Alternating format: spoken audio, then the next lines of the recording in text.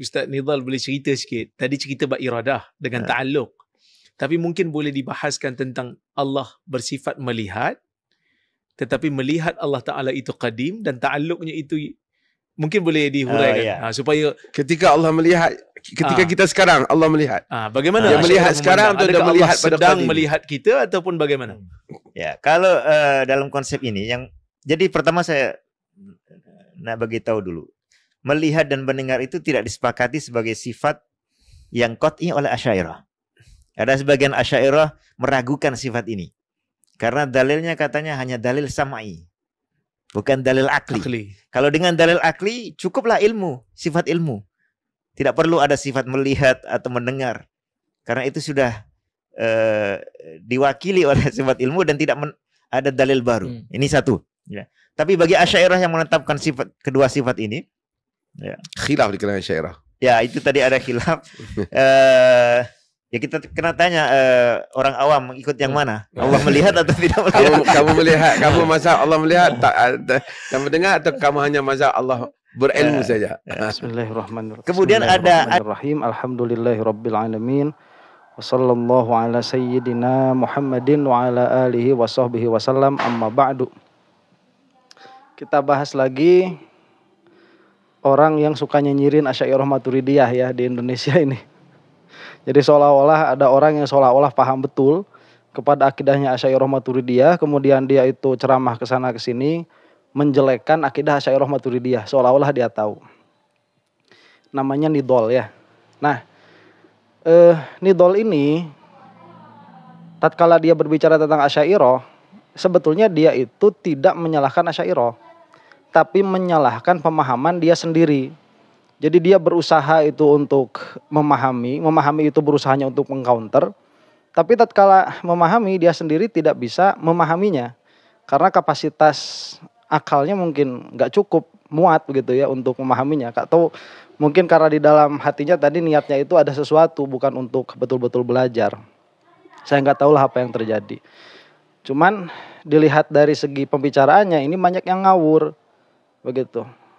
Tidak sesuai dengan apa yang dituliskan oleh kitab-kitab Asy'ariyah Maturidiyah. Akhirnya ya nanti kesimpulannya dia itu akan disalahkan sendiri. Nah, sebetulnya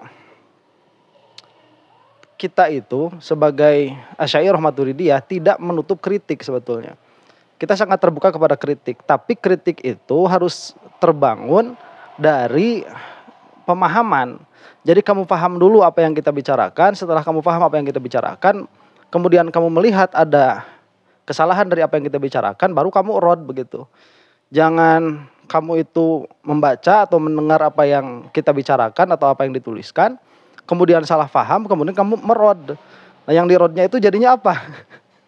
Ya, salah pahamnya sendiri begitu. Dan sudah percuma sebetulnya untuk mengcounter atau mengkritik Asy'ariyah Maturidiyah itu sudah percuma. Kenapa? Karena telah selesai semua kira-kira rod, semua kira-kira objection atau keberatan terhadap kesimpulan Asy'ariyah Maturidiyah ini itu sudah selesai ya sebetulnya. Kalau ada yang baru-baru ya cuman bahasa-bahasanya aja begitu. Nah, ini videonya. Nidal ini ngobrol sama 4 orang. Saya nggak tahu 4 orang itu sama dirinya begitu. Jadi 3 orang yang lain. Ini sepertinya di Malaysia nih. Jadi ada orang bertanya sama Nidal itu, bahaskan Allah bersifat melihat dan melihatnya itu qadim dan ta'aluknya itu gimana gitu. Bingung dia, ya orang yang bertanya itu. Nah, kemudian jadi ala kulli halin dia itu meminta dibahasakan bagaimana nih Allah bersifat dengan melihat dan mendengar, tapi melihatnya itu qadim, mendengarnya qadim, tapi ta'aluknya hadis. Jadi sebetulnya Allah itu mendengar atau tidak begitu. Itu kira-kira lah yang ditanyakan sama Nidal. Nah, Nidal ini kemudian menjawab, ya. Tanggapannya begini. Melihat dan mendengar itu tidak disepakati sebagai sifat yang qat'i oleh Asy'ariyah. Karena sebagian Asy'ariyah meragukan sifat ini. Nah, ini lucu ya. Nidal ini baca kitab mana, baca kitab apa yang mengatakan ada khilaf di kalangan Asy'ariyah bahwa sebagian Asy'ariyah Maturidiyah itu menafikan sifat sama dan basor bagi Allah. Itu enggak ada. Tidak ada yang mengatakan seperti itu. Aduh. Saya tantang sama Nidol nih, coba keluarkan nas yang sorohatan mengeluarkan bahwa ada alim ulama dari Asy'ariyah Maturidiyah yang mengatakan bahwa sifat sama dan basor ini manfi dari Allah Subhanahu wa taala. Ya kalau tidak subut kan manfi itu. Dinafikan dari Allah Subhanahu wa taala. Jadi tidak ada. Alasannya karena cukup dengan ilmu. Nah, ini kebodohan ya. Ini di hadapan saya ada kitab syarah bagi Jawharatut Tauhid, Umdatul Murid ya. Ini adalah syarah Jauharoh dari mu'alifnya sendiri, Syekh Ibrahim Al-Laqani. Di dalam penjelasan tentang sifat sama dan basor, beliau mengatakan seperti ini. Wa qad ulima bid-darurati minad din wa thabata fil kitabi was sunnati ala lisani sayyidil mursalin bihaitsu la yumkinu inkaruhu wa la ta'wiluhu annal bari tabaraka wa ta'ala mutakallimun wa sami'un wa basirun wan aqada ijma'u ahlil milali wal adyani bal jami'ul uqala'i fi sa'iril usuri wal azmani ala dzalik.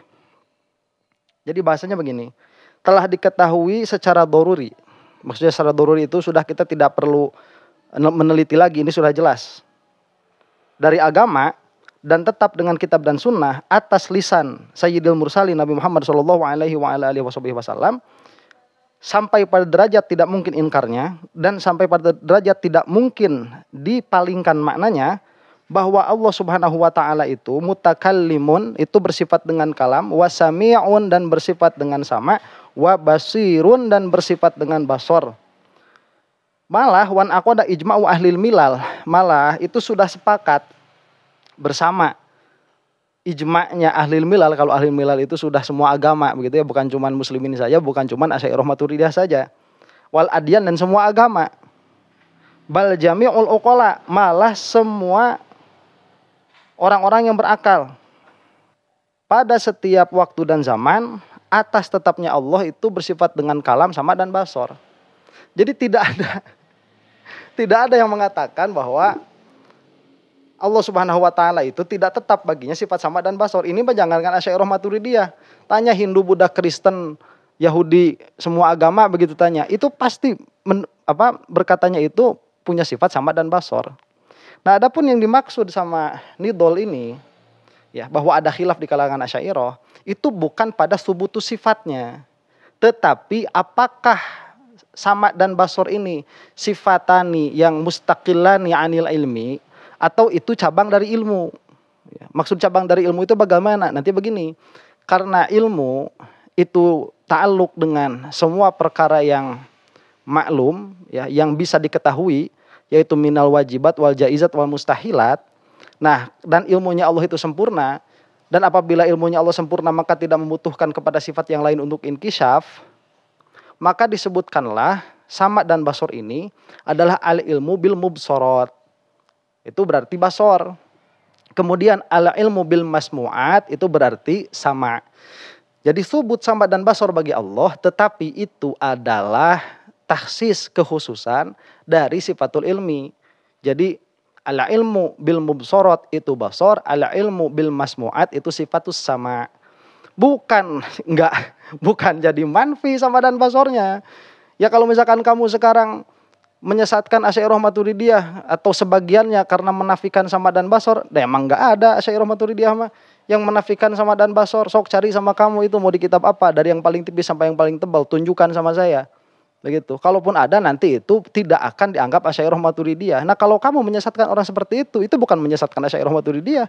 Itu menyesatkan pola pikir kamu yang tidak mampu memahami nas dari kitab-kitab Asy'ariyah Maturidiyah. Lucu kamu itu jadinya. Ya. Kemudian dia bilang seperti ini. Nah, jadi ini sudah salah ya tadi. Nah, kenapa katanya sebagian Asy'ariyah itu mengatakan bahwa sifat sama dan basor ini tidak tetap bagi Allah? Dia bilang karena dalilnya hanya dalil sam'i, bukan dalil akli. Ya, jadi tahu dari mana kita itu Allah punya sifat sama dan basor? Ya dari Al-Quran, nakli. Nah, sedangkan nakli ini tidak bisa diterima, tidak bisa diambil.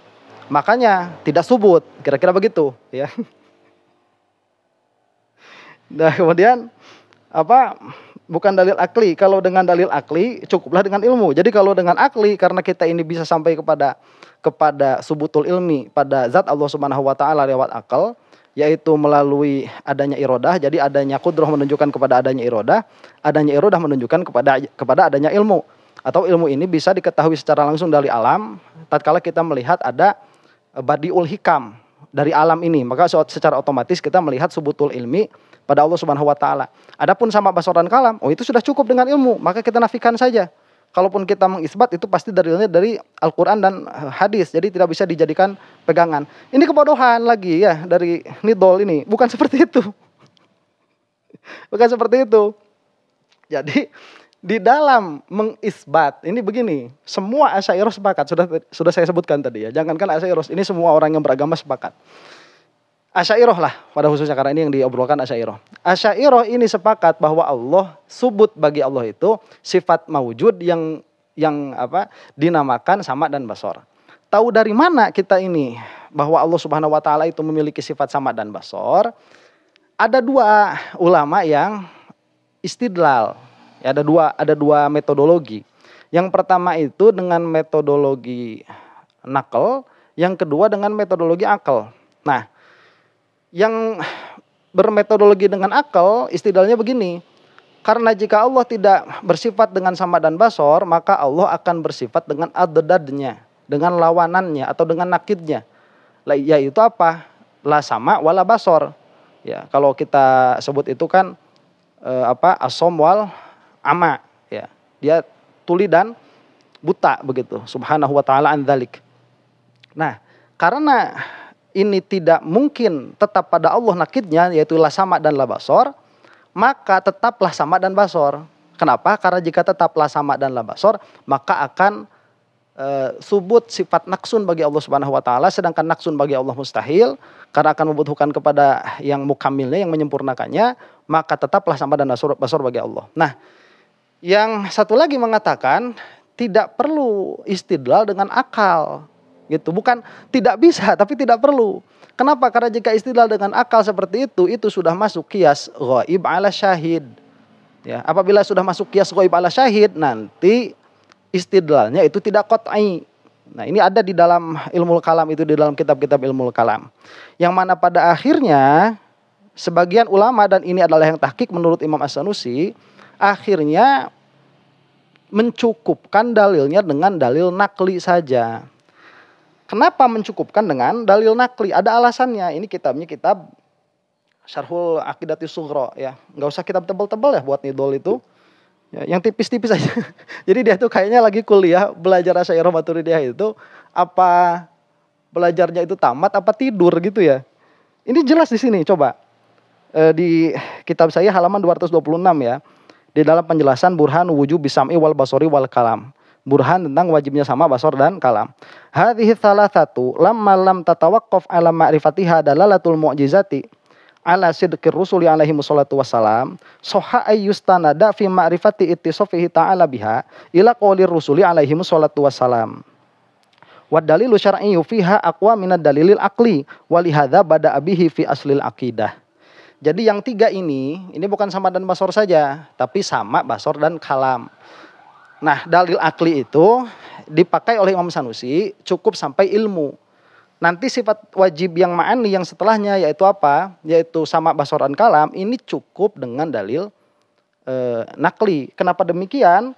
Karena dalil yang tiga ini, sifat yang tiga ini yaitu sama, basar dan kalam, fi'lul mu'jizah, ya. Jadi isbat fi'il bagi Allah Subhanahu wa taala itu sudah tidak diperlukan lagi oleh tiga sifat ini.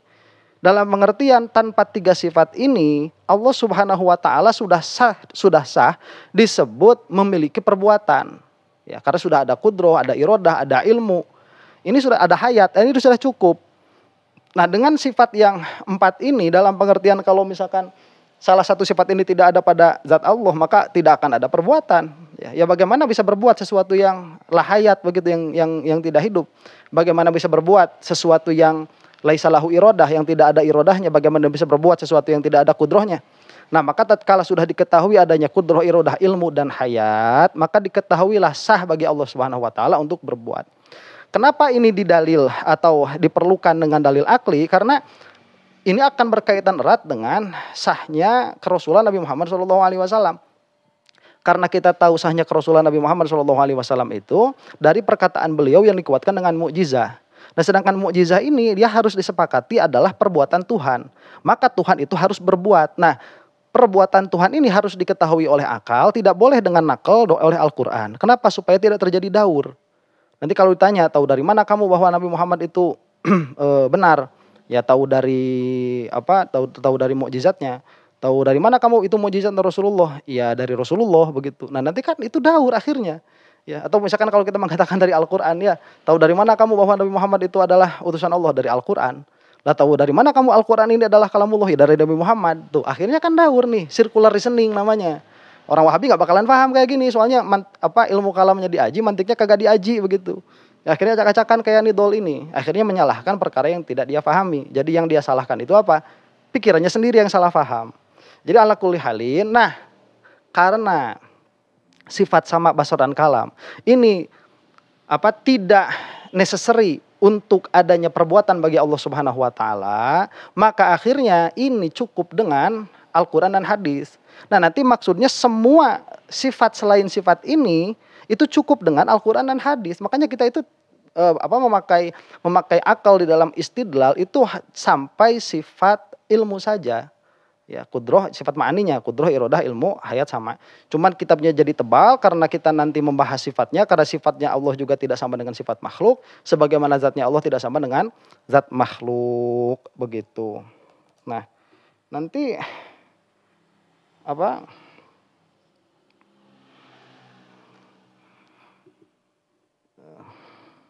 terus dia bilang kayak seperti ini. Nah, udah. Ya.